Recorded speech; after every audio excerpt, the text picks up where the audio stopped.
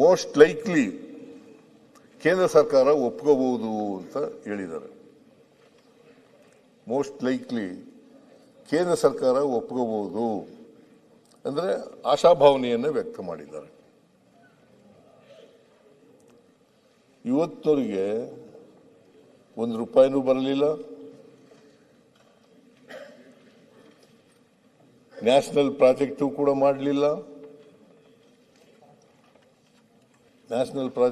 ಮಾಡಲಿಲ್ಲ. ದುಡ್ಡು ಬರಲಿಲ್ಲ. ಇದನ್ನು ಹೇಳಿದ್ರೆ ನಾವು ಕೇಂದ್ರ ಸರ್ಕಾರದ ವಿರುದ್ಧ ಮಾತಾಡೋದು. ನಾವು ಕೇಂದ್ರ ಸರ್ಕಾರ ಮಾಡಿರ್ತಕ್ಕಂಥ ಅನ್ಯಾಯವನ್ನು ಅಷ್ಟೇ ಹೇಳಿದ್ದೀವಿ. ಕೊಡ್ತೀವಿ ಅಂದಿದ್ರು, ಕೊಟ್ಟಿಲ್ಲ. Is it not A fact? ರಾಜ್ಯಪಾಲರ ಮೂಲಕ, ಅವರ ಬಾಯಿ ಮೂಲಕ ಸುಳ್ಳು ಹೇಳಿಸ್ತಾ ಇದ್ದೀರಿ. ಇದು ಸುಳ್ಳ?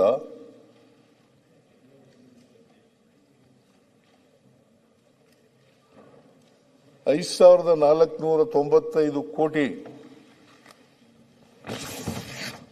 ನಾನು ಐ ಆಮ್ ಸಾರಿ, ಕನ್ನಡ ಪ್ರಭದ್ದು ಕೂಡ ಹೇಳ್ಬಿಡ್ತೀನಿ ನಾನು. ರಾಜ್ಯಪಾಲರು ಪೂರ್ಣ ಭಾಷಣ ಓದದೇ ಇದ್ದ ವಿಷಯ ಆಡಳಿತ ಮತ್ತು ವಿಪಕ್ಷಗಳ ನಡುವೆ ವಾಕ್ಸಮರಕ್ಕೂ ಕಾರಣವಾಯಿತು. ರಾಜ್ಯ ಸರ್ಕಾರ ಮತ್ತು ರಾಜ್ಯಪಾಲರ ನಡುವೆ ಸೌಹಾರ್ದಯುತ ಕಾರ್ಯನಿರ್ವಹಣೆ ನಡೆಯಬೇಕೆಂಬುದು ಪ್ರಜಾಪ್ರಭುತ್ವದಲ್ಲಿ ನಂಬಿಕೆ ಇಟ್ಟ ಎಲ್ಲ ಜನರ ಆಶಯ. ಇದು ಕನ್ನಡಪ್ರಭದವರು ಹೇಳಿರ್ತಕ್ಕಂಥದ್ದು.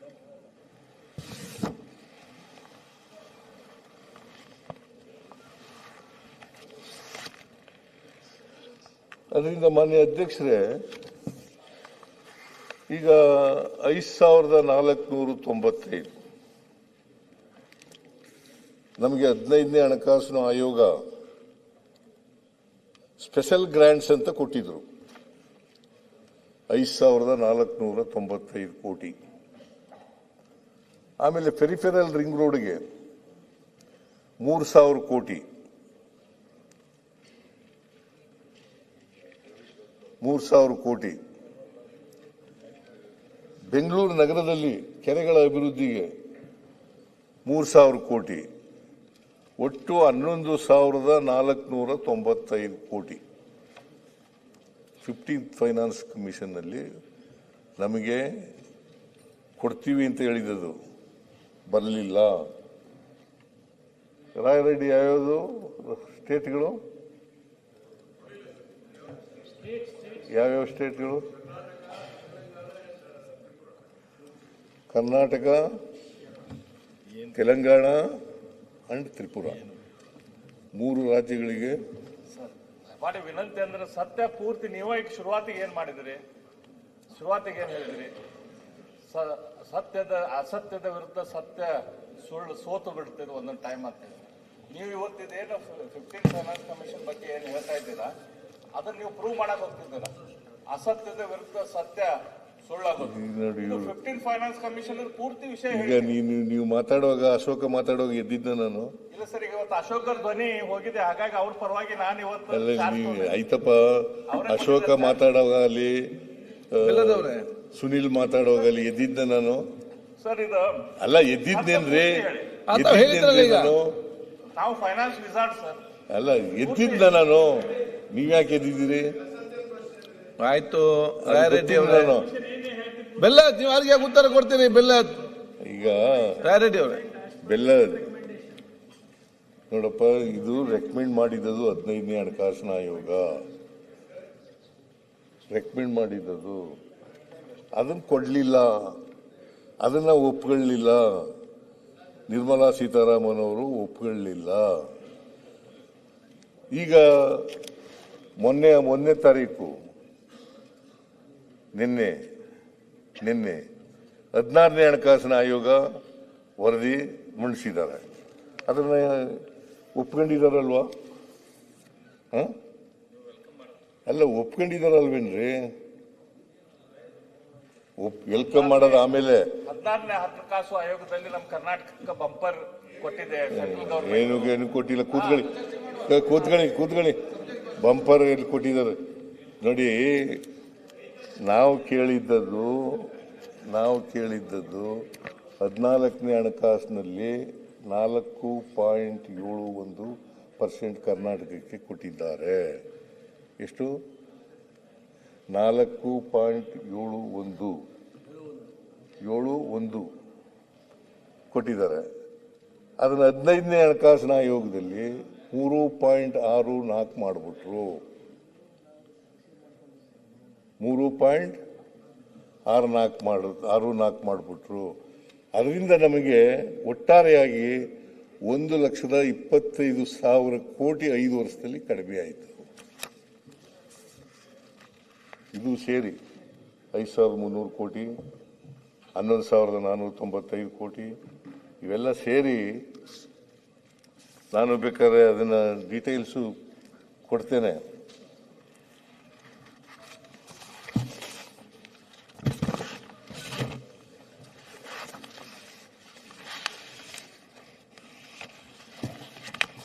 ಡೀಟೇಲ್ಸ್ ಹೇಳ 1,25,000 ಕೋಟಿ ಹೇಗೆ ನಷ್ಟ ಆಗಿದೆ ಅಂತ. 15ನೇ ಹಣಕಾಸು ಆಯೋಗದಲ್ಲಿ ಭದ್ರಾ ಮೇಲ್ದಂಡೆ ಯೋಜನೆಗೆ ಶಿಫಾರಸು ಮಾಡಲಾದ ಅನುದಾನ 5,300 ಕೋಟಿ. 15ನೇ ಹಣಕಾಸು ಆಯೋಗದಲ್ಲಿ ಶಿಫಾರಸು ಮಾಡಲಾದ ವಿಶೇಷ ಅನುದಾನ 5,495 ಕೋಟಿ. 15ನೇ ಹಣಕಾಸು ಆಯೋಗದಲ್ಲಿ ಬೆಂಗಳೂರು ಅಭಿವೃದ್ಧಿಗೆ ಶಿಫಾರಸು ಮಾಡಲಾದ ಅನುದಾನ 6,000 ಕೋಟಿ. 15ನೇ ಹಣಕಾಸು ಆಯೋಗದಲ್ಲಿ ಶಿಫಾರಸು ಮಾಡಲಾದ ಆರೋಗ್ಯ ಅನುದಾನ 874 ಕೋಟಿ. 15ನೇ ಹಣಕಾಸು ಆಯೋಗದಲ್ಲಿ ಗ್ರಾಮೀಣ ಸ್ಥಳೀಯ ಸಂಸ್ಥೆಗಳಿಗೆ ಶಿಫಾರಸು ಮಾಡಲಾದ ಅನುದಾನ 774 ಕೋಟಿ. 15ನೇ ಹಣಕಾಸು ಆಯೋಗದಲ್ಲಿ ತೆರಿಗೆ ಹಂಚಿಕೆ ಸೂತ್ರದ ಬದಲಾವಣೆಯಾದ ನಷ್ಟ 80,000 ಕೋಟಿ. 15ನೇ ಹಣಕಾಸು ಆಯೋಗದಲ್ಲಿ ಗ್ರಾಮೀಣ ಸ್ಥಳೀಯ ಸಂಸ್ಥೆಗಳಿಗೆ ಶಿಫಾರಸು ಮಾಡಲಾದ ಅನುದಾನ 774 ಕೋಟಿ.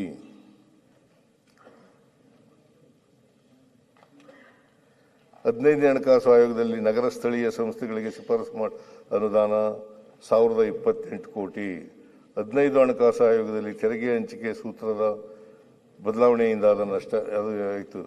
NDRF ಬೇಡಿಕೆ 7,264 ಕೋಟಿ. ಕೇಂದ್ರ ಪುರಸ್ಕೃತ ಯೋಜನೆಗಳಿಗೆ ಹೆಚ್ಚುವರಿ ಭರಿಸಿದ್ದು 10,524 ಕೋಟಿ. ಸೆಸ್ ಮತ್ತು ಸರ್ಚಾರ್ಜ್ಗಳಿಂದ 8,300 ಕೋಟಿ. ಒಟ್ಟು 1,25,559 ಕೋಟಿಗಳು. ಈಗ ನಾವು ನೀವು ಕರ್ನಾಟಕವನ್ನು ಪ್ರತಿನಿಧಿಸ್ತಕ್ಕಂಥವ್ರು ಅಲ್ವಾ?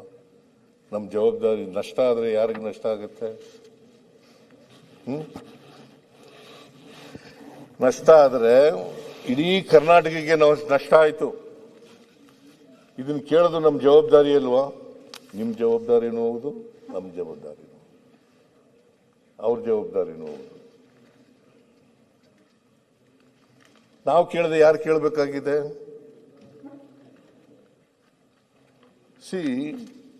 ಕರ್ನಾಟಕದಿಂದ ತೆರಿಗೆ ನಾವು ಸುಮಾರು 4,50,000ದಿಂದ 5,000 ಲಕ್ಷ ಕೋಟಿ ಕೊಡ್ತೀವಿ ವರ್ಷಕ್ಕೆ. 4.5 ಲಕ್ಷದಿಂದ 5 ಲಕ್ಷ ಕೋಟಿ ಕೊಡ್ತೀವಿ. ತೆರಿಗೆ ರೂಪದಲ್ಲಿ ಕೊಡ್ತೀವಿ. ನಾವು ಬರೋದೆಷ್ಟು? 55,000ರಿಂದ 60,000 ರೂಪಾಯಿ.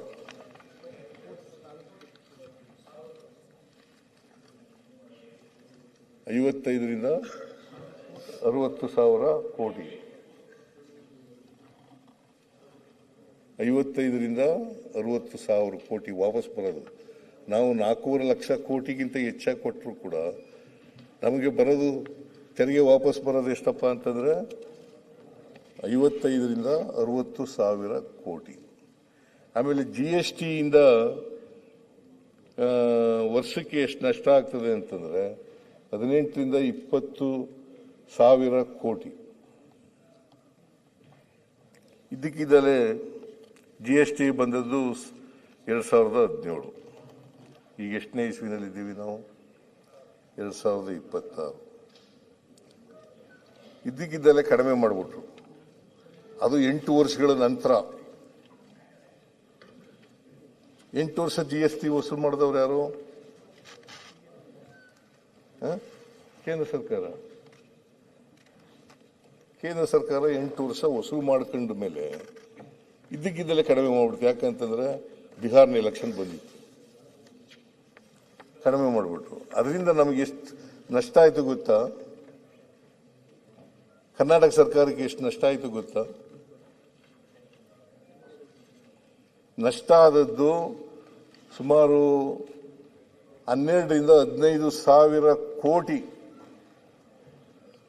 12ರಿಂದ 15 ಸಾವಿರ ಕೋಟಿ ವರ್ಷಕ್ಕೆ ನಷ್ಟ ಆಯಿತು. ವರ್ಷದ ಮಧ್ಯದಲ್ಲೇ ಮಾಡಿಬಿಟ್ರು.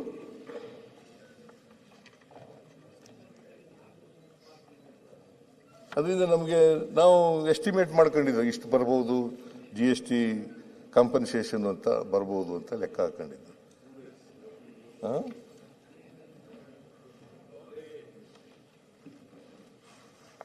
ಮಾಡ್ಕೊಂಡಿದ್ದು 70-100 ಅಪ್ಲಿಕೇಶನ್ ಬರುತ್ತೆ, ಒಂದು ಸೆಲೆಕ್ಷನ್ ಮಾಡ್ಲಿಕ್ಕೆ ಇರ್ತದೆ. ಇದರಲ್ಲೇ ಭಾರಿ ಕ್ಲಾರಿಟಿ ಇದೆ. ನೀವು ಬಹಳ ಉದ್ದ ಅಂಕಿಅಂಶಕ್ಕೆ ಹೋದ್ರೆ ನಾವು ಸಡನ್ ಬರಲಿಲ್ಲ, ಬಜೆಟ್ ಅಲ್ಲಿ ಬೇಕಾದ್ರೆ ಚರ್ಚೆ ಮಾಡೋಣ, ಆದ್ರೆ ಕ್ಲಾರಿಟಿ ಇರಲಿ ಅಂತ ಅಷ್ಟೇ. ಅಲ್ಲ, ಈಗ ಮಾನ್ಯ ಅಧ್ಯಕ್ಷರೇ, ನಾನು ಯಡಿಯೂರಪ್ಪನವ್ರ ಇದ್ದ ಕಾಲ 19, 20, 20, 21, ಆಮೇಲೆ ಬೊಮ್ಮಾಯಿಯವ್ರ ಇದ್ದ ಕಾಲ 22, 21, 22, 22, 23 ಅವ್ರ ಇದ್ದ ಕಾಲದಲ್ಲಿ ಹೇಳ್ತಾ ಇದ್ದೀನಿ. ಬೇಕಾದ್ರೆ ನಿಮಗೆ ಇಂಡಿವಿಜುವಲ್ ಆಗಿ ಪ್ರತಿ ವರ್ಷನೂ ಕೂಡ ಎಷ್ಟೆಷ್ಟು ಕೊಡಬೇಕು ಅನ್ನೋದನ್ನು ನಾನು ಒದಗಿಸ್ಕೊಡ್ತೀನಿ ನಿಮಗೆ. ಪ್ರತಿ ವರ್ಷ ನಾವು 23, 24ರಲ್ಲಿ ಎಷ್ಟು ಕೊಟ್ಟೋ, 24, 25ರಲ್ಲಿ ಎಷ್ಟು ಕೊಟ್ಟೋ, 25, 26ರಲ್ಲಿ ಎಷ್ಟು ಕೊಟ್ಟೋ, ಇದನ್ನ ಒದಗಿಸ್ಕೊಡ್ತಕ್ಕಂಥ ಕೆಲಸವನ್ನ ಮಾಡ್ತೀನಿ ನಾನು. ಪ್ರತಿ ವರ್ಷನೂ ಕೂಡ ಎಷ್ಟೆಷ್ಟು ಕೊಟ್ಟಿದ್ದೀವಿ ಅಂತಕ್ಕಂಥದನ್ನ ಸರ್ ಕೊಡಿ. ನಾನು ಇದು ನಿಮ್ಮ ಬಡ್ಜೆಟ್ ಬುಕ್ ಇದೆಯಲ್ಲ ಅದರಲ್ಲಿ ತಗೊಂಡಿರೋದು. ನಾನು ಯಾವ ಬಜೆಟ್ ಬುಕ್? ಕಳೆದ ಬಾರಿ ಬಜೆಟ್ ಬುಕ್ ಗೊತ್ತಾಗಲ್ರಿ ಅದು. ಹೌದು, ಕೊಟ್ಟಿರ್ತಾರೆ ಇದ್ರ ಅಲೋಕೇಶನ್ ಮಾಡಿದಾಗ ಅದರಲ್ಲಿ ಆ ಬುಕ್ ಅಲ್ಲಲ್ಲ, ಅಲೋಕೇಶನ್ ಮಾಡ್ತಾರಲ್ಲ. ಈಗ ನಾನು ಪ್ರತಿ ವರ್ಷನೂ ಕೂಡ 23, 24, 24, 25, 25, 26ರಲ್ಲಿ ನಾವು ಎಷ್ಟೆಷ್ಟು ಕೊಟ್ಟಿದ್ದೋ ಅಂತಕ್ಕಂಥದ್ದು ನಿಮ್ಗೆ ಒದಗಿಸ್ಕೊಡ್ತೀನಿ ನಾನು. ಅಲ್ಲ, ಹೌದು. ನಾನು ಈಗ ರೈಟ್ ನಾವು ಐ ಡೋಂಟ್ ಹ್ಯಾವ್ ಪ್ರತಿ ವರ್ಷನೂ ಕೂಡ ಎಷ್ಟೆಷ್ಟು ಕೊಟ್ಟಿದೀವಿ ಅನ್ನೋದಿಲ್ಲ. 3 ವರ್ಷದ್ದು ಒಟ್ಟಿಗೆ ಹಿಂದುಳಿದ ವರ್ಗದ ಇದ್ರೊಳಗ ಪ್ರತಿ ವರ್ಷದಕ್ಕಿಂತ ಈ ವರ್ಷ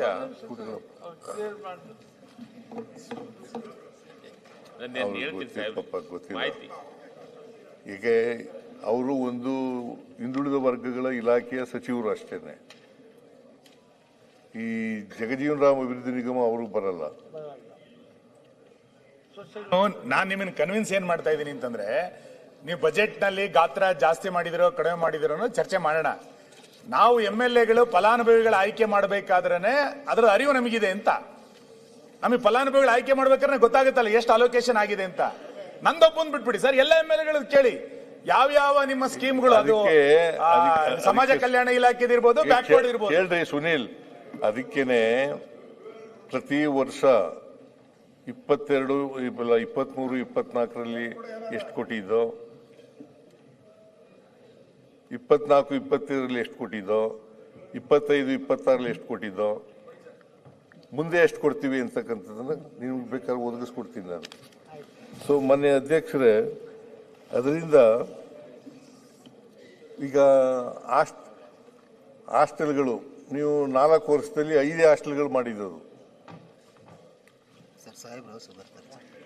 5 ಹಾಸ್ಟೆಲ್ಗಳು ಮಾಡಿದ್ದು. ನಾವು 1316 ವಸತಿ ಶಾಲೆಗಳು ಮಾಡಿದ್ರು 2013ರಿಂದ 18ರವರೆಗೆ.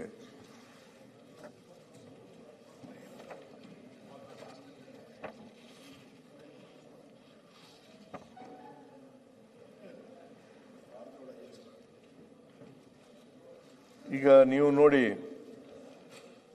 2013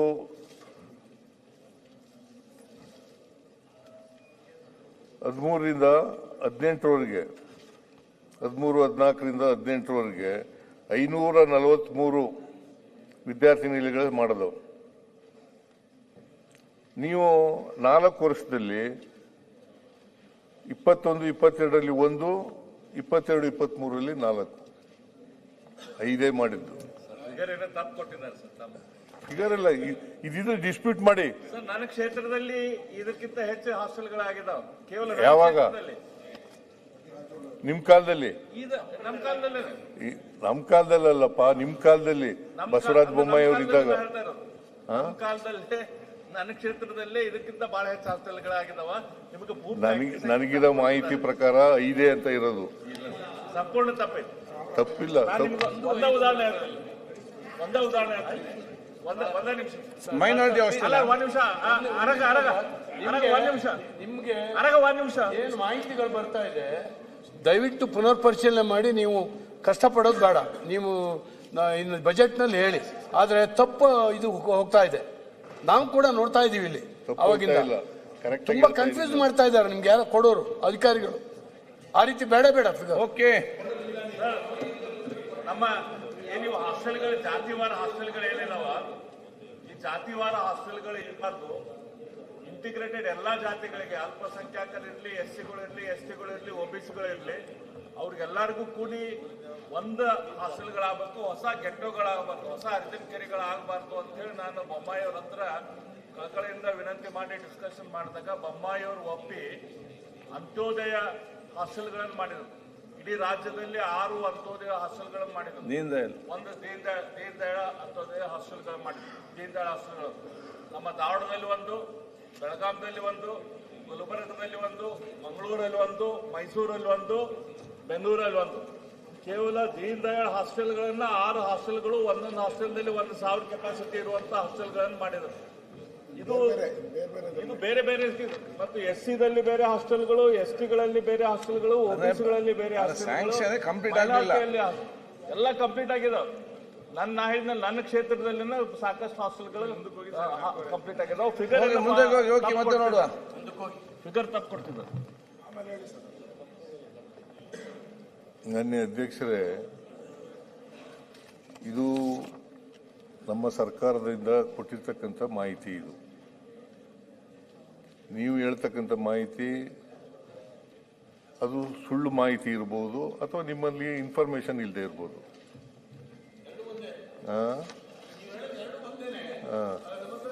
ಇನ್ಫಾರ್ಮೇಶನ್ ಹೇಳಿದ್ದಾರೆ ವಿರೋಧ ಪಕ್ಷ ನಾಯಕರು. ಆಯ್ತು, ಸರ್ಕಾರವೇ ಕೊಟ್ಟಿದ್ದದು. ಈಗ ಚರ್ಚೆ ಬೇಡ, ಅವ್ರು ಹೇಳ್ತಾರೆ ಚರ್ಚೆ ಬೇಡ.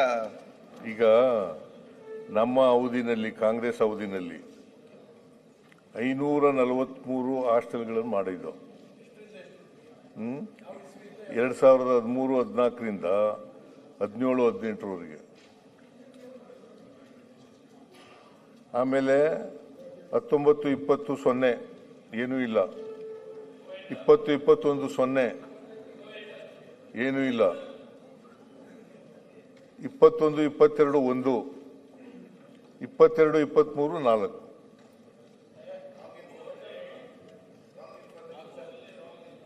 ನೀವು ಒಪ್ಪದೇ ಇರ್ಬೋದು. ನಿಮ್ಮ ಫಿಗರ್ ಇದೆಯನ್ರಿ ನಿಮ್ಮ ಹತ್ರ? ಎಲ್ಲಿದೆ? ಸುಮ್ಮನೆ ಗೊತ್ತಿಲ್ಲ ಏನೋ ಹೇಳ್ತಾ ಇದ್ರಿ. ನಾವು 23-24ರಲ್ಲಿ 3, 24-25ರಲ್ಲಿ 155, 25-26ರಲ್ಲಿ 62, ಒಟ್ಟು 220. ಎರಡೂ ಸೇರಿದ್ರೆ ನಮ್ಮ ಅವಧಿಯಲ್ಲಿ 543 ಪ್ಲಸ್ 220, 763 ಇಷ್ಟು ಮಾಡಿದ್ದೀವಿ. ನೀವು ಮಾಡಿರ್ತಕ್ಕಂಥದ್ದು ಇದನ್ನ ಹೇಳಿಸಿದ್ರೆ, ಇಲ್ಲ ಸುಳ್ಳು ಹೇಳ್ತಾ ಇದ್ದೀರಿ ಅಂತಂದ್ರೆ ಏನ್ ಹೇಳೋದು? ಸೊ ಆಮೇಲೆ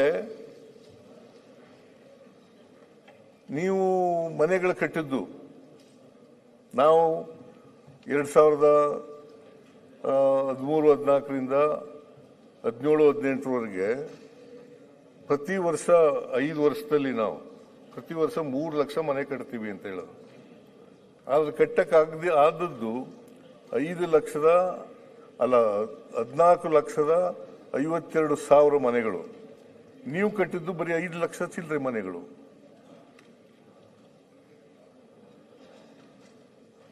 ಅದರಿಂದ ಇದನ್ನು ಹೇಳಿದ್ದು ನಾವು. ಇದನ್ನ ಹೇಳಿದ್ರೆ ಇಲ್ಲ ಸುಳ್ಳು ಹೇಳ್ತಾ ಇದ್ದೀರಿ ಅಂತ ಹೇಳಿ ಓದಿಸ್ತೇವೆ. ರಾಜ್ಯಪಾಲರು ಓದದೆ ಹೋದ್ರೆ ಏನ್ ಮಾಡಕ್ಕಾಗತ್ತೆ?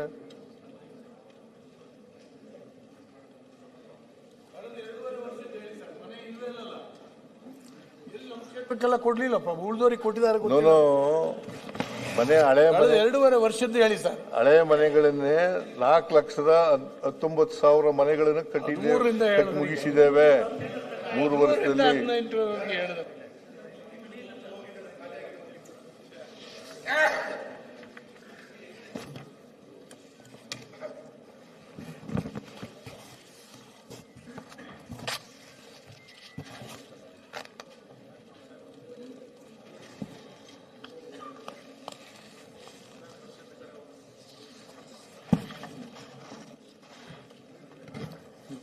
ಗಂಟೆ ಪಾತ ಇರೋದು.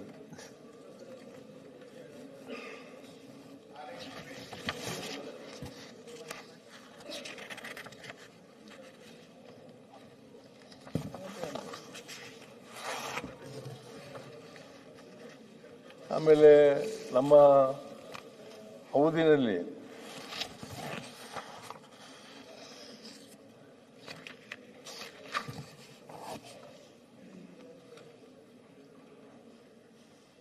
ಮುಂದೆ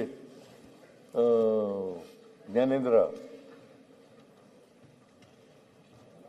ರಾಜೀವ್ ಗಾಂಧಿ ವಸತಿ ನಿಗಮದ ಮೂಲಕ ಪ್ರಸಕ್ತ ಸರ್ಕಾರದ ಅವಧಿಯಲ್ಲಿ ಡಿಸೆಂಬರ್ 25ರ ಅಂತ್ಯಕ್ಕೆ ವಿವಿಧ ಯೋಜನೆಗಳಡಿ 4,19,454 ಮನೆಗಳನ್ನು ಪೂರ್ಣಗೊಳಿಸಿದೆ. ಇಲ್ಲ, ಈಗ 3 ವರ್ಷದಲ್ಲಿ ಸ್ಯಾಂಕ್ಷನ್ ಮಾಡಿಲ್ಲ ಸರ್. ದಯವಿಟ್ಟು ಪರಿಶೀಲನೆ ಮಾಡಿ ಅಧಿಕಾರಿಗಳಿಗೆ ಕೇಳಿ. ನನಗಂತೂ ಒಂದು ಮನೆ ಬರಲಿಲ್ಲ ಸರ್. ನೀವು ಹಿಂಗೆ ಹೇಳಿದ್ರೆ ರಾಜ್ಯದ ಮುಖ್ಯಮಂತ್ರಿಗಳು ನಮ್ಗಲ್ಲಿ ಹಳ್ಳಿಲಿ ಕೇಳ್ತಾರೆ. ಮುಖ್ಯಮಂತ್ರಿಗಳು ಹೇಳಿದ್ದಾರೆ, ಸಿದ್ದರಾಮಯ್ಯನವರು ಸುಳ್ಳು ಹೇಳೋದಿಲ್ಲ, ನೀನೇನೋ ವಂಚನೆ ಮಾಡಿದೀಯ ಅಂತ ನಮ್ಗೆ ಹೇಳ್ತಾರೆ, ನಮ್ಮ ಶಾಸಕರುಗಳಿಗೆ. ಆಯ್ತು, ಇದಕ್ಕೆ ನಮ್ ಕಷ್ಟ.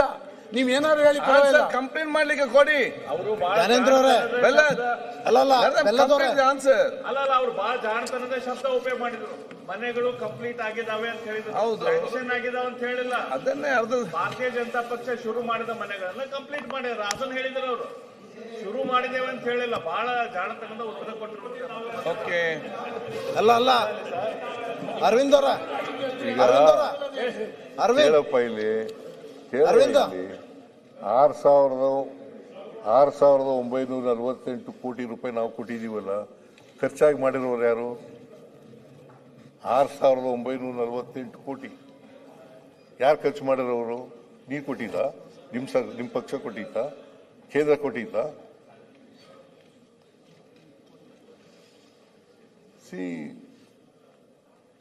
ನೀವು ಏನು ಹೇಳಿದೇನು, ಹೊಸ ಮನೆಗಳು ಸ್ಯಾಂಕ್ಷನ್ ಮಾಡಿಲ್ಲ. ಈಗ 6,948 ಕೋಟಿ ಖರ್ಚು ಮಾಡಿ ಹೊಸ ಮನೆಗಳು ಸ್ಯಾಂಕ್ಷನ್ ಮಾಡಿರೋ ಇಲ್ಲೋ ಅದನ್ನ ಹೇಳ್ಬಿಡಿ. 6,948 ಕೋಟಿ ಖರ್ಚು ಮಾಡಿದ್ದೀವಲ್ಲ 3 ವರ್ಷದಲ್ಲಿ. ಸರ್ ಅಧ್ಯಕ್ಷರೇ, ಹಾಗಾದ್ರೆ ನೀವು ನಾವು ಇವ್ರಿಗೆ ಹಿಂದೆ 16, 17, 18ರಲ್ಲಿ ನಿಮ್ ಆಗಿದ್ದು, ಮುಂದೆ 4 ವರ್ಷ ನಿಮ್ ಆಡಳಿತದಾಗ ಒಂದು ಮನೆ ಕಂಪ್ಲೀಟ್ ಮಾಡಕ್ಕಾಗ್ಲಿಲ್ಲ, 1 ರೂಪಾಯಿ ಕಟ್ಟಕ್ಕಾಗ್ಲಿಲ್ಲ ನಿಮ್ಗೆ. ಇದನ್ನ ಸಿದ್ದರಾಮಯ್ಯ ಸಾಹೇಬರು 6,000 ದುಡ್ಡು ಏನೇ ಸ್ಪೆಷಲ್ ಅಡಿಷನ್ ದುಡ್ಡು ಕೊಟ್ಟಿದ್ರಿಂದ ಅದು ಕಂಪ್ಲೀಟ್ ಆಯ್ತು. ನಿಮ್ ಕಡೆ 1 ರೂಪಾಯಿ ಕೊಡಕ್ಕಾಗ್ಲಿಲ್ಲ. ಸೆಂಟ್ರಲ್ ಗೌರ್ಮೆಂಟ್ ಲಿಂದನೂ ಇದ್ದಂತ ಅದ್ರ ಮೇಲೆ GST ಹಾಕಿದ್ರಿ ನೀವು. ನಮ್ ಸರ್ಕಾರ UPA ಗೌರ್ಮೆಂಟ್ ಹೇಳ್ಬೋದು. 2.5 ವರ್ಷದಲ್ಲಿ ನಿಮ್ ಬಜೆಟ್ ನಲ್ಲಿ ಪ್ರಸ್ತಾಪ ಮಾಡಿದಾಗೇನೆ ನೀವ್ ಎಷ್ಟು ಮನೆ ಮಂಜೂರು ಮಾಡಿದೀರಿ ಅಂತ ಹೇಳ್ಬಿಡಿ ಅಷ್ಟೇ. ಕಂಪ್ಲೀಟ್ ಮಾಡ್ಕೊಂಡೇ ಇರೋದು ಬೇರೆ ಅಲ್ರಿ. ನೀವು ಅಬ್ಬಾಯ್ ಆಯ್ತು ಹೇಳಿದ್ರಲ್ಲ. ನೀವು ಯಾಕೆ ಮಾತಾಡ್ತೀರಿ? ಯಾರಕ್ಕೆ ಜನ ಅಂದ್ರು? ಅಭಯ್ ಪ್ರಸಾದ್ ಮುಖ್ಯ ಹೇಳ್ತಾರೆ ಯಾಕೆ? ಅದು ಸ್ಲಮ್ ಬೋರ್ಡ್ ಚೇರ್ಮನ್. ನೀವು ಚರ್ಚೆ ಮಾಡಬೇಡಿ. ನೀವು ಯಾಕೆ ಚರ್ಚೆ ಮಾಡ್ತೀರಲ್ಲ? ಮನೆ ಸ್ಯಾಂಕ್ಷನ್ ಮಾಡಿದ್ರಿ, ದುಡ್ಡು ಕೊಟ್ಟಿಲ್ಲ. ಕಟ್ಲೂ ಇಲ್ಲ. ನಾವು ಮಾತಾಡಬೇಡಿ ಚನ್ನಬಸಪ್ಪ ಅವರೇ, ನೀವು ಮಾತಾಡಬೇಡಿ. ಸರ್ ದಯಮಾಡಿ ಸ್ಲಮ್ ಬೋರ್ಡ್ ನಲ್ಲಿ ಒಂದೇ ಒಂದು ಮನೆ ಕೂಡ ಸ್ಯಾಂಕ್ಷನ್ ಮಾಡಿಲ್ಲ ಅವರು. ಅವ್ರ ಅವಧಿ 4 ವರ್ಷದಲ್ಲಿ ಒಂದೇ ಒಂದು ಮನೆ ಕೂಡ ಸ್ಯಾಂಕ್ಷನ್ ಮಾಡಿಲ್ಲ. ಎಲ್ಲ 16, 17, 18 ಈ ಕಂಪ್ಲೀಟ್ ಮಾಡಕತ್ತೀವಿ. ನಿಮ್ಮ ಅವಧಿಯಲ್ಲಿ ಒಂದೇ ಒಂದು ಮನೆ ಕೊಟ್ಟಿಲ್ಲ ನೀವು ಸ್ಲಮ್ ಬೋರ್ಡ್ಗೆ. ಕೇಳಪ್ಪ, ಈಗ ನೋಡಿ, ನಿಮ್ಮ ಅವಧಿನಲ್ಲಿ ಒಂದು ಮನೆಯೂ ಕೂಡ ಸ್ಯಾಂಕ್ಷನ್ ಮಾಡಲಿಲ್ಲ. ಏನೇ ಮಾಡಿದ್ರಿ? ದುಡ್ಡು ಕೊಡ್ಲಿಲ್ಲ. ಹೌದು, ನಮ್ಮ ಸರ್ಕಾರದಲ್ಲಿ ಮಾಡಿ. ಸರ್ ದಯಮಾಡಿ ಸುಮ್ಮನೆ ಡಿಸ್ಟರ್ಬ್ ಮಾಡೋದು ಬೇಡ. ಅಲ್ಲಲ್ಲ, ಏನಂದ್ರೆ ಈ ಮನೆಗಳು ಸ್ಯಾಂಕ್ಷನ್ ಮಾಡಿದ್ರಿ, ನೀವು ದುಡ್ಡು ಕೊಟ್ಟಿಲ್ಲ, ಹಿಂಗೆಲ್ಲ ವಾದ ಮಾಡಿದ್ರೆ, ಹಿಂದೆ ಅವರೇ ಮುಖ್ಯಮಂತ್ರಿ ಆಗಿದ್ದಾಗ 2017-18ರಲ್ಲಿ ಸ್ಯಾಂಕ್ಷನ್ ಆಗಿತ್ತು. ನಂತರ ಸೋಮಣ್ಣ ಸಚಿವ ಆದಾಗ ಅದನ್ನ ತೀರಿಸಬೇಕು, ಎಷ್ಟು ಒದ್ದಾಡಿದ್ರು ಅಂತೇಳಿ ದೊಡ್ಡ ಡಿಬೇಟ್ ನಡೀತಿಲ್ಲ. ಗೊತ್ತಿದೆ ನಮಗೆ. ನಿಮ್ ಸರ್ಕಾರ ಸ್ಯಾಂಕ್ಷನ್ ಮಾಡಿದ್ದು, ನಾನ್ ಮನೆ ಕಟ್ತೆ ಅಂತೆಲ್ಲ ಚರ್ಚೆ ನಡೀತು. ಹಿಂಗೂ ಇದು ಹಂಗೆ ಅಂತ ನೀವು ಕೊನೆ ವರ್ಷ ಎಲ್ಲರೂ ಸ್ಯಾಂಕ್ಷನ್ ಮಾಡೇ ಹೋಗ್ತಾರೆ. ದುಡ್ಡನ್ನು ಅಲೋಕೇಟ್ ಮಾಡಿರ್ತಾರೆ. ದುಡ್ಡನ್ನು ಅಲೋಕೇಟ್ ಮಾಡದಲ್ಲೇ ಬಜೆಟ್ ಅಲ್ಲಿ ಮಾಡ್ಲಿಕ್ಕೆ ಬರಲ್ಲ. ಅಲೋಕೇಟ್ ಮಾಡಿದ ನಂತರ ಮುಂದೆ ಅದು ಕ್ಯಾರಿ ಫಾರ್ವರ್ಡ್ ಆಗಿ ಆಗ್ತದೆ. ಅದನ್ನ ಬಿಟ್ಟು ನಿಮ್ಗೆ ಕೊಟ್ಟಿಲ್ಲ ಅಂದ್ರೆ ಏನು? ಈಗ 2.5 ವರ್ಷದಲ್ಲಿ ಈ ಸರ್ಕಾರ ಗ್ರಾಮ ಪಂಚಾಯತಿಗಳಿಗೆ ಎಷ್ಟೆಷ್ಟು ಮನೆಗಳನ್ನು ಟಾರ್ಗೆಟ್ ಕೊಟ್ಟಿದೆ ಅಂತ ಹೇಳಿ ನೋಡೋಣ. ಒಂದು ಮನೆ ಕೊಡ್ಲಿಲ್ಲ. ಒಂದೇ ಒಂದು ಮನೆಯನ್ನ ಗ್ರಾಮ ಪಂಚಾಯತಿಗಳಿಗೆ ಕೊಡ್ಲಿಲ್ಲ. 2.5 ವರ್ಷ ಆಯ್ತು. ಆಶ್ರಯ ಸಮಿತಿ ಅಧ್ಯಕ್ಷರು ನಾವು. ಓಕೆ, ಮಾನ್ಯ ಅಧ್ಯಕ್ಷರೇ,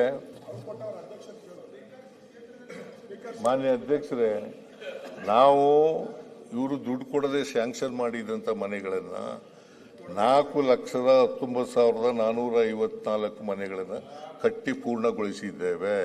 ಅದಕ್ಕೋಸ್ಕರ 6,948 ಕೋಟಿ ರೂಪಾಯಿಗಳನ್ನು ಖರ್ಚು ಮಾಡಿದ್ದೇವೆ. ಹಿಂದೆ 2013-14ರಿಂದ 17-18ವರೆಗಿದ್ದಾಗ 15 ಲಕ್ಷ ಮನೆಗಳು ಕಟ್ತೀವಿ ಅಂತ ಹೇಳಿದ್ದವು. ನಾವು 14,52,000 ಮನೆಗಳನ್ನು ಕಟ್ಟಿದ್ವಿ. ಇವರು ಅವಧಿನಲ್ಲಿ 5 ಲಕ್ಷದ ಚಿಲ್ಲರೆ ಮನೆಗಳನ್ನು ಕಟ್ಟಿದ್ರು 4 ವರ್ಷದಲ್ಲಿ. So this is the truth. So ಇದನ್ನ ಹೆಚ್ಚಿನ ವಿಡಿಯೋಗಳಿಗೆ ಪ್ರತಿಧ್ವನಿ ಯೂಟ್ಯೂಬ್ ಚಾನೆಲ್ ಸಬ್ಸ್ಕ್ರೈಬ್ ಮಾಡಿ, ಬೆಲ್ ಐಕಾನ್ ಕ್ಲಿಕ್ ಮಾಡಿ.